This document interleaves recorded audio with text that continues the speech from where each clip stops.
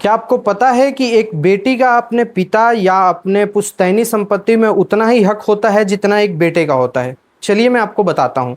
देखिए, Hindu succession act में बेटी भी बेटे के बराबर ही क्लास वन हायर्स में आती है। यानी कि अगर कोई पुश्तैनी जमीन बट रही है या पिता के द्वारा अर्जित आय की जमीन बट रही है, तो उसमें एक बेटी का भी जो हिस्सा होगा वो एक बेटे के ही बराबर होगा, ना कि कम ना या ज़्यादा। लेकिन अगर हम बात करें यूपी या अदर स्टेट्स की, तो हर स्टेट के रूल अलग हैं। जैसे यूपी में जमीन के मामले यूपी रेवेन्यू कोड से डिसाइड होते हैं, और उस कोड में साफ साफ ये लिखा है कि अगर पुश्तैनी जमीन या पिता द्वारा अर्जित जमीन रिहायशी इलाके में है, जैसे घर के रूप में है या किसी ऐसी प्रॉपर्टी के रूप में है जो कि खेती से जुड़ा नहीं है, उसमें तो हिस्सा बराबर का मिलता है। लेकिन अगर बात आती है खेती की जमीन में हिस्सा मिलने में, तो वहाँ पे बेटियों के लिए कुछ रूल्स अलग हैं।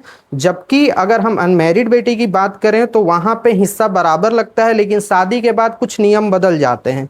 अगर आप इन नियमों को पूरे विस्तार से जानना चाहते हैं तो हमें फॉलो कर लें, और कमेंट में ज़रूर लिखें कि आप क्या स्पेसिफिक जानना चाहते हैं। धन्यवाद।